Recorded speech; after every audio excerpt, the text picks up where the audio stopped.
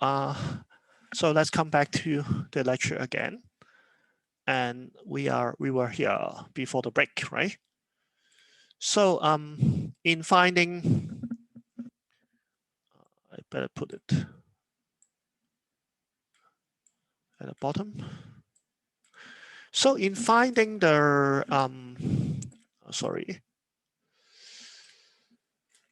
So in finding the velocity from the displacement, you need a differentiation. And also, if you want to go from the velocity to the acceleration, you need another differentiation, right? So that's why we study differentiation. Newton invented differentiation because he wanted to study the rate of change of the kinematic quantities. Okay. And so the simplest differentiation is the polynomial, right? If you have a t, if you have a constant, then a constant means the curve is horizontal. And so the slope is 0. So the differentiation of this function is 0. And if you have a linear function, the function increase with t, then you differentiate, it become 1. The slope is constant, right? Because the slope is constant. If you have a quadratic function, if you have a t square, it goes up like this. And the slope is also increasing, right? It's slowly increasing upward. And so after differentiating once, you find that the slope actually increases with 2t.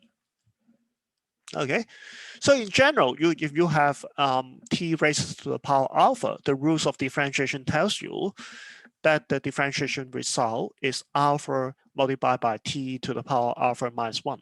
Okay, so that is the one, right? The answer. Now, I suppose you know it before. I do not have enough time to derive it, to derive the limit together with you. I will not start with the process of taking limit and doing the differentiation. Okay, if you don't know it, then I suggest you to reconsider taking this, whether you should take this course or not. I suppose you know the simplest differentiation and integration in order to proceed in this course. Now, students studying M1, who study M1, they might not know how to differentiate the trigonometrical function. For example, how to differentiate sine and cosine and tangent, they might not know. Students who have taken M2, the M2 extension in maths, they know how to differentiate a sine and cosine. Differentiated sine is the cosine, and differentiated cosine is the minus sine. Now, for those who haven't learned this before, I suggest you to remember it by heart. It needs some mathematical skills to prove it, but I suggest you to memorize it, and I would at least let you see why. Although I do not have enough time to prove it to you, but I can allow you to see why differentiating sine will give you a cosine. Now this is a sine curve, right? The sine curve is this, like this. Who don't know how to draw a sine curve? If you don't know how to draw a sine curve, you should again reconsider whether you should take this course or not. Now, why differentiate sine will become a cosine? Differentiation is just taking the slope. It's just calculating the slope at one point and another point of a curve, right? If you look at the point t equal to 0, the sine curve is going up at the maximum rate, right? It is increasing at the maximum rate. So the slope is positive and has a maximum value, right? So its derivative must be positive and has a maximum value. But when the time t is larger than 0 now, the slope actually will decrease. Okay, because it's getting flatter when it's approaching the top of a mountain, of a hill, right? So when t is larger than 0, the slope decreases. So the slope decrease means the derivative also decreases. Okay, and eventually at the top of the mountain, at the maximum point, the slope of the tangent is 0, because the tangent is now a horizontal line. So a 0 slope corresponding to a 0 derivative. And so the derivative here is 0. Okay, and you can proceed further. When you go, for example, to here, the slope is again maximum, but it's negative value because going down, the function is decreasing at the maximum rate. So the slope takes a maximum value, but it's negative. So that means it goes to a negative maximum value or minimum. Okay, there's maximum minimum here. So if you trace point by point, if you go to the minimum here, you got 0 for the slope. If you trace every point on the curve and join the result of the slope together, you will obtain what curve? What kind of curve? A cosine curve. Now, this is not a proof, but it allows you to see why differentiating a sine will become a cosine. I cannot skip the mathematics to say this is a proof. This is not a proof. But I just want to heuristically you understand why this is so. Okay, and if you do a similar thing for cosine, if you differentiate the cosine and you count the slope and you calculate the slope at each point, you will end up with a minus sign. Okay, a sine curve is like this. A sine curve with a minus sign is flip the curve upside down. So the positive thing becomes the negative thing, and the negative thing will become the positive thing. So as minus sine curve will become something like this. And if you trace the slope of the cosine curve, you will end up with a minus sine curve. Okay, so that is how we look at differentiation. That is a physics intuitive approach. It's not a mathematical rigorous approach, but it helps you to understand what is happening. Okay. Now, so let's describe one-dimensional motion using our differentiation skills. Suppose we are given that the displacement of an object as a function of time is given by alpha t minus beta t squared. Now, this sounds weird, right? What is this? Don't ask. It's simply a mathematical expression. It gives you the displacement as a function of the time t, where alpha and beta are two positive constants. And you are asked to sketch the xt graph, the displacement time graph, and also to describe the motion for the object for t greater than 0. Now, if you are good in mathematics, you look at this formula. Well, this is a quadratic formula, a quadratic form polynomial. It contains the t squared term. It contains the linear term t, but it does not contain a constant term. So at time t equal to 0, the object must start from the origin, right? When t is 0, x is also 0. So the object starts its motion from the origin. And since it contains linear term, the t term, and also t squared term, it must be a parabola. Okay, the parabola equation is y equal to ax squared plus bx plus c, right? That is a parabola. You have the quadratic term and the linear term. But suppose I don't know that. I don't know those mathematics. So how can I figure out the shape of the curve? Let's forget about the parabola that I learned in high school. How can I know what is going to be happen? Okay. Now I would do something like this in my mind. Now I imagine that now I have a time t, which is very small. How small it is, I don't know. Suppose it is very small, maybe 0.0001 second.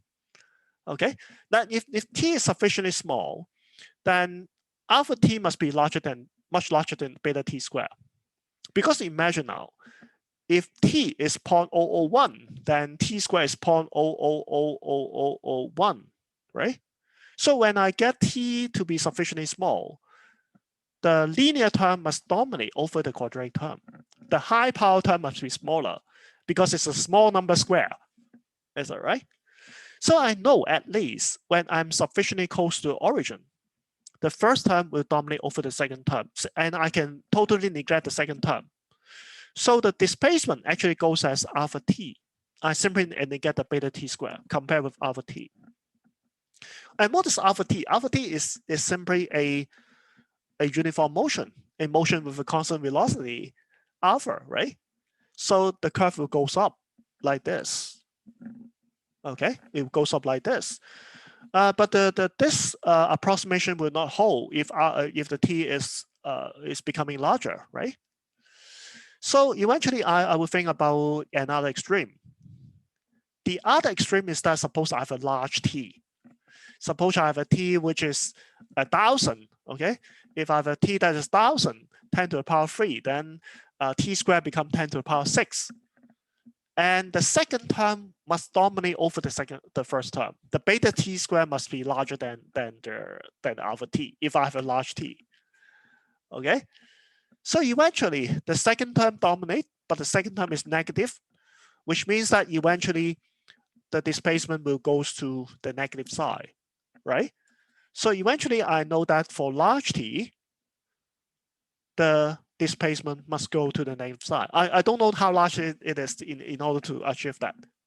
But somehow I know that there exists a certain t beyond that the displacement will be negative. And then what would be in between? The particle first go up and eventually goes to the negative side. So that must be a maximum. Is that right? It must have a turn, right? So if I join the three curves together, what I get is something like this. Is that right? I cannot have other choices. So I expect that the particle will first move to in the positive x direction, up to at a certain time it will have a maximum displacement, and it turns back. It turns back to the origin. And if you go beyond this time, it will go to the negative side. That is the motion. Okay. So without even knowing how to plot this curve, I know essentially what it looks like. Okay, that is how physicists think. If you look at the equation, you have in your mind what is going to be happen. Okay.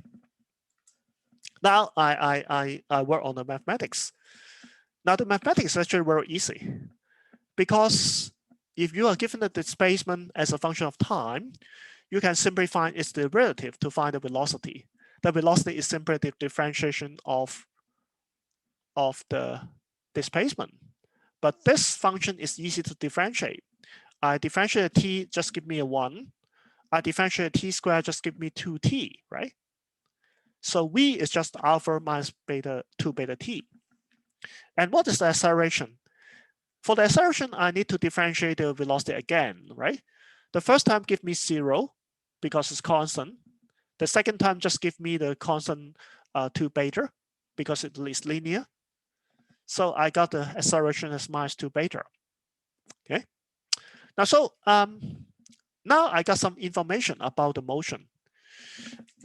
Do you remember I have a maximum here? The maximum displacement corresponds to the point where the object is instantaneous at rest, right? The object goes to the maximum and turn back. And at that instant, the object is at rest instantaneously. So in order to find that point, I put the velocity of the object to be 0. And by putting it to be 0, I can find the time t at which the object reaches the maximum position. So I put the velocity to be 0, I solve for t, and t becomes alpha over 2 beta.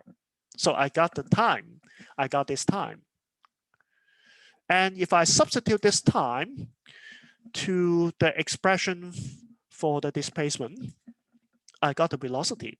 I got the maximum displacement. Now this is the time. Alpha over 2 beta is the time I got.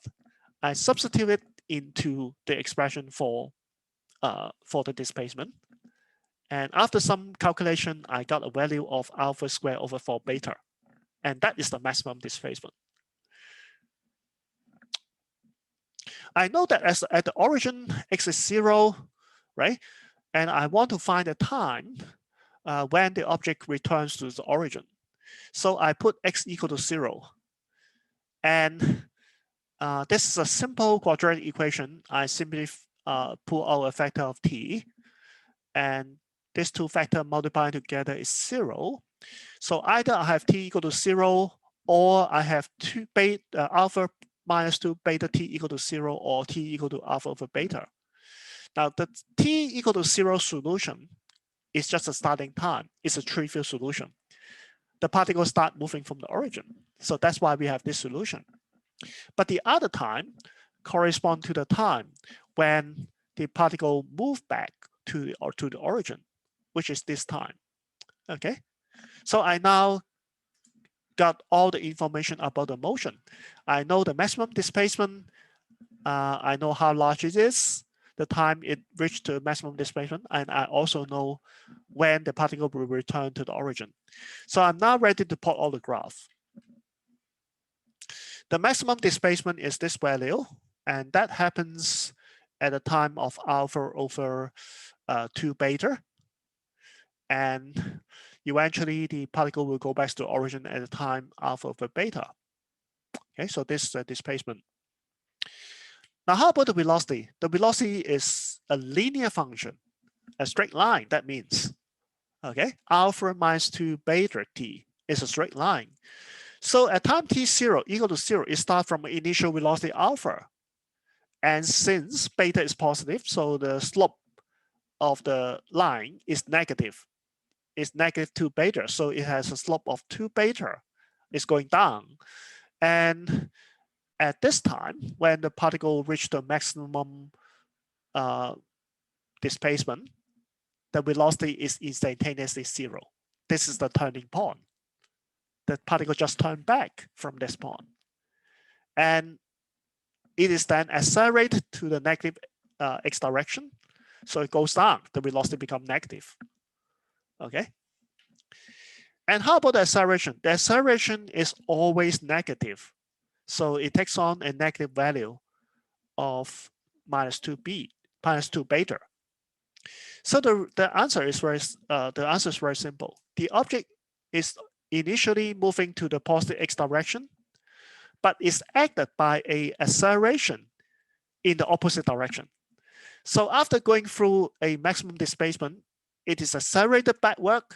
It is decelerated to a 0 velocity and then accelerate backward, and then go to the negative side of the origin. So that is the motion. Okay. But what is that?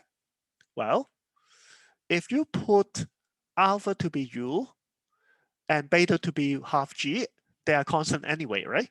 So you are free to choose whatever they are. So may I let alpha equal to u and beta equal to half g? You immediately realize that this is x equal to ut minus half gt squared. So what is that? This is the vertical motion under gravity. You project a ball with initial velocity u upwards, but the acceleration is downward. The downward gravity minus g is the acceleration. I suppose the upward direction is positive, so that the acceleration is downwards. So I have the acceleration as minus g here. This is just a uniform accelerate motion with a change in direction. After the particle going to maximum heights, it falls down again. Okay, so that is very simple.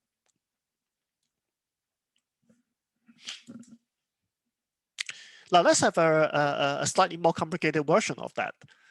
Instead of having a alpha t minus beta t squared, now I have a minus alpha t plus beta t cubed with alpha beta greater than 0. Now can you sketch the xt graph? Use the method that I highlight. I give you 5 minutes to think about it. And after that, I will show you the answer. And please do find the velocity and acceleration by doing the differentiation. And you can also sketch the VT and AT graph together with the XT graph. Okay, so let's have 5 minutes break for you to do it. You just take out a piece of paper and try to work on yourself.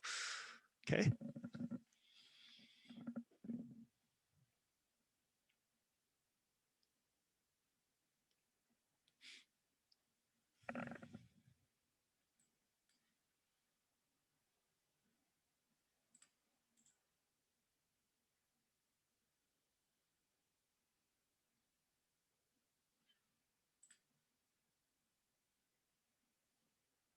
Let's resume the recording. Let's resume the recording, and I work on a little bit on the whiteboard for the ease of simplicity. Now I got something like this. Xt is equal to what? It's equal to minus alpha t plus beta t cubed. And what would then be the graph? Well, I know that when my t is small, then the first term will dominate over the second term, right? Because this term goes as t cubed, so when t is small, this becomes negligible.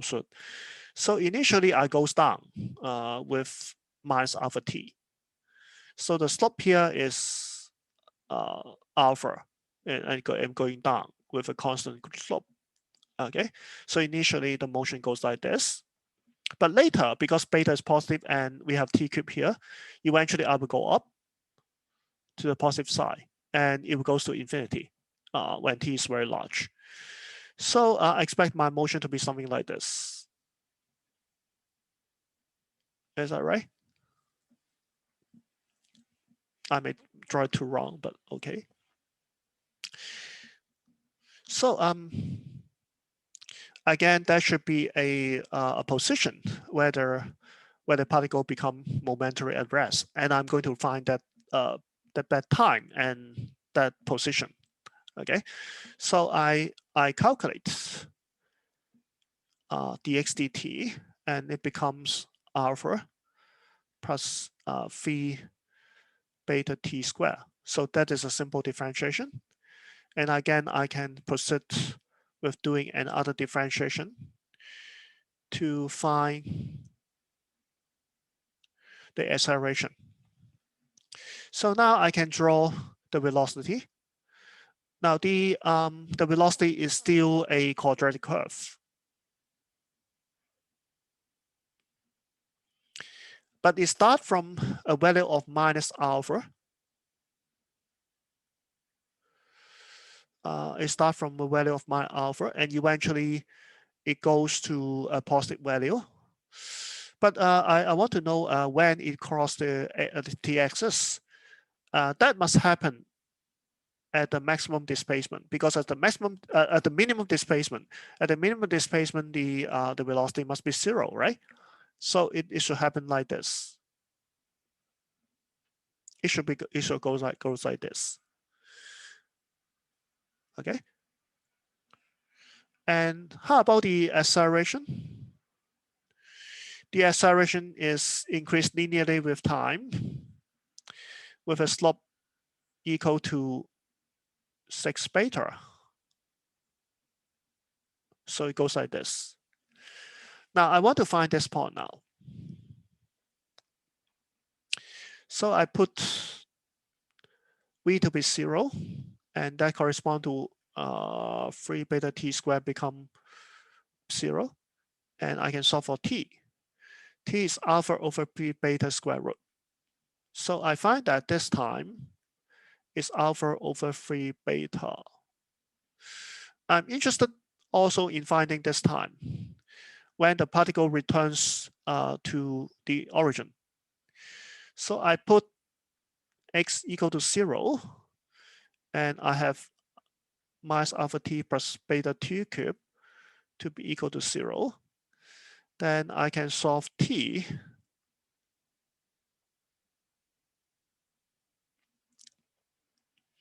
to be alpha over beta, the square root. Is that right? So I know that this point, this time is alpha over beta square root. I draw it not very well, sorry about that. Okay, because I am not used to drawing on this whiteboard. Now, and then I can also find this displacement, this maximum negative displacement. I can put this time. I now have the time, right? Sorry, the time is this one. I can now put the time into the expression for for the displacement.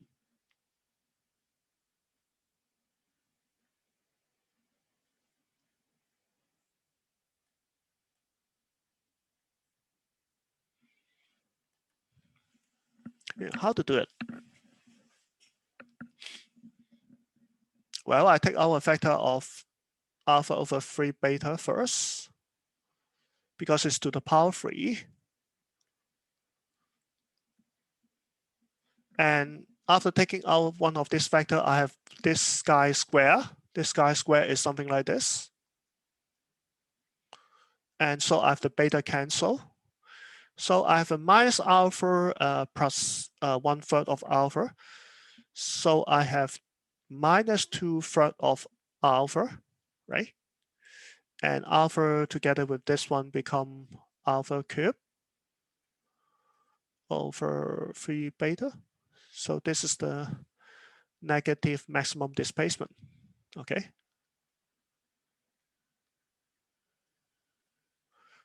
So I complete the solution. The motion is like this, okay? I share this with you, just in case you need it for your review.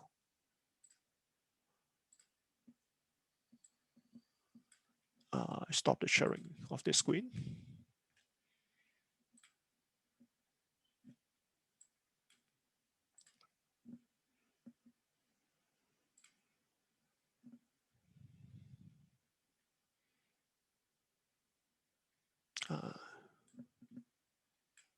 So I share it on the chat box, okay, on the chat box.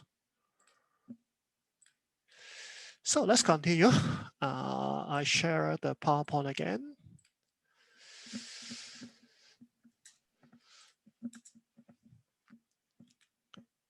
So again, this is another example. I think you can do it yourself. I start with a displacement given by a sine function. And then I calculate the velocity. The differentiation of sine is a cosine, right? And after a differentiation once more, I get a minus sign. That is the acceleration. So I go from the displacement to the velocity and then to the acceleration. The displacement goes like this. And then when I find the slope at different position, I come up with this curve, which is a cosine. Okay, I've discussed with you before.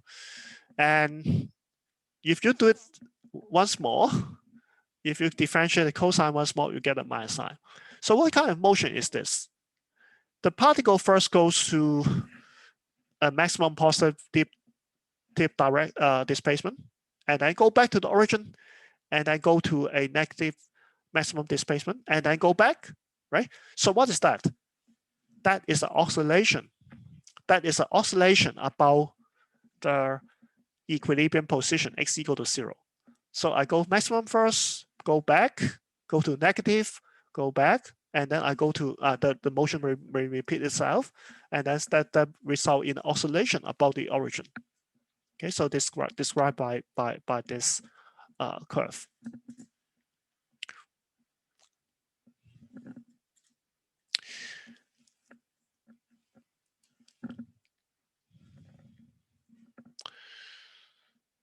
Now I can also teach you something about the numerical method. Don't be afraid if you do not have programming background. Although I'm talking something that requires the use of computer, but don't worry if you don't have programming background. I only will introduce how to do it with Excel. I think most of you know how to do how to use Excel, Microsoft Excel, right? If you don't know, don't worry. I can teach you how to do Excel in just a few minutes.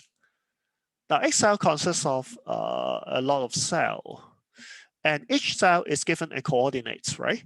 For example, this cell is stored as some value, right? This cell is referred to B2 because it is on the second column and the second row. So the number of column is labeled by A, B, C, D, and the number of row is labeled by 1, 2, 3, 4. So this cell is B2, and this cell is C2, right? So a cell will store a value. it may be either a text or a number. Suppose I want to calculate the sum of these two number. Okay, so what should I do? Well, I only can write the formula on a cell D. I want to store the result in a cell D. So I now write a formula.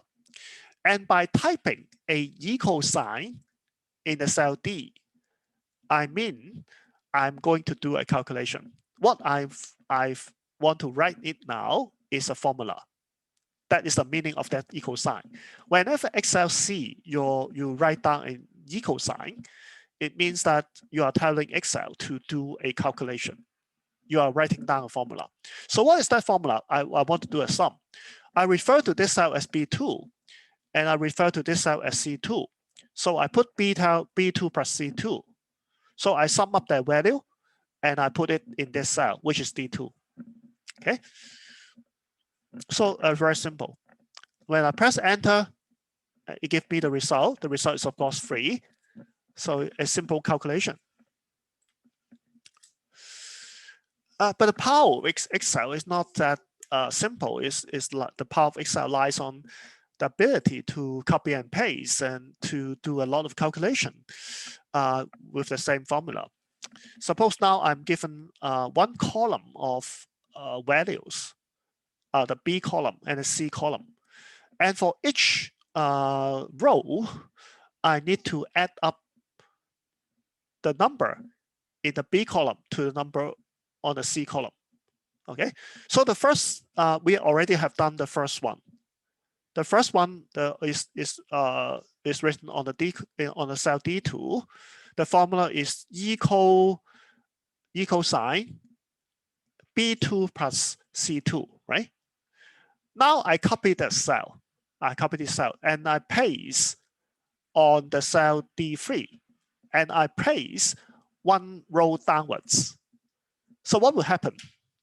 When I paste downwards, the formula will automatically change together with the row number, because I go from the second row to the third row. So when I copy and paste downwards, the number of rows automatically increase by 1. And it's becoming B3 plus C3, which is the sum of these two numbers. And if I copy and paste downward for a large number of rows, all the formula would automatically change. And the number of rows will automatically be correct. And I will be doing the sum of the B row and the C row together for each of the row. Okay. So the address that automatically change upon a copy and paste is called the relative address. Okay. When I copy from the cell D2 to C2 to C3, D2 to D3, the number 2 will automatically change to the number 3. The column number, the row number will automatically increase.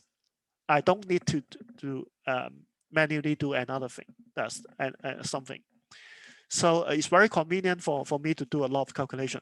That is the power of using Excel.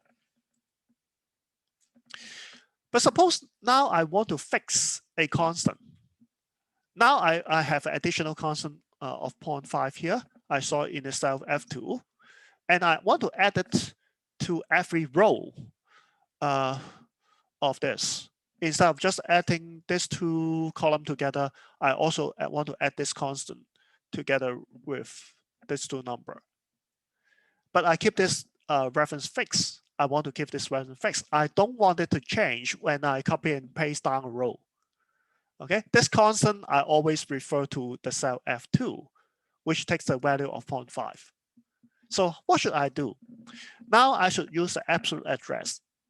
Instead of just writing F2, just referring to this cell as F2, I put a $sign before the symbol F, and I put another $sign before the number 2. So I input $F, $2. When I input the $sign, what I mean is that I keep the number of row and the number of column fixed. So when I copy and paste downwards, the number of row here for B and C, they will change, but the number of row for the position for the cell F2 will not be changed. It automatically will add a constant 0.5 to every of this entry. Okay, so that refers to absolute address. Okay, the absolute address will not change upon a copy and paste. So if I put a dollar before F, that means I do not change the column number. If I put a dollar sign before a 2, that means I fix or I do not want to change the row number. If I put a dollar sign both on F and 2 and also 2, I fix both the column and the row where upon a copy and paste. So that is very easy. Now we come to something related to our course, is that we create a columns of time and a column of displacement. So the position of the particle, you can imagine now, the position of the particle at different time is recorded. Okay, for example, the position of the object at the time t 0.2 second is position 0.196 meter, and so on and so forth. So we store it as a column. We store the data, the motion data as a column. And from this motion data, for the position data, I want to calculate the velocity data and the acceleration data. So what should I do? What I can do is the following. I know the formula for the velocity.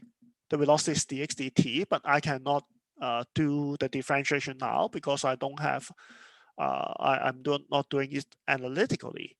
I'm not doing it symbolically. I want to use this value to help me calculate the approximate value for the differentiation. So now I use the finite difference. I replace dx dt by delta x over delta t. And this holds, this approximation is good if delta t is sufficiently small. And I don't know if this is sufficiently small or not. The difference is 0.1 second. It may be small enough, but for this case, but not the other case.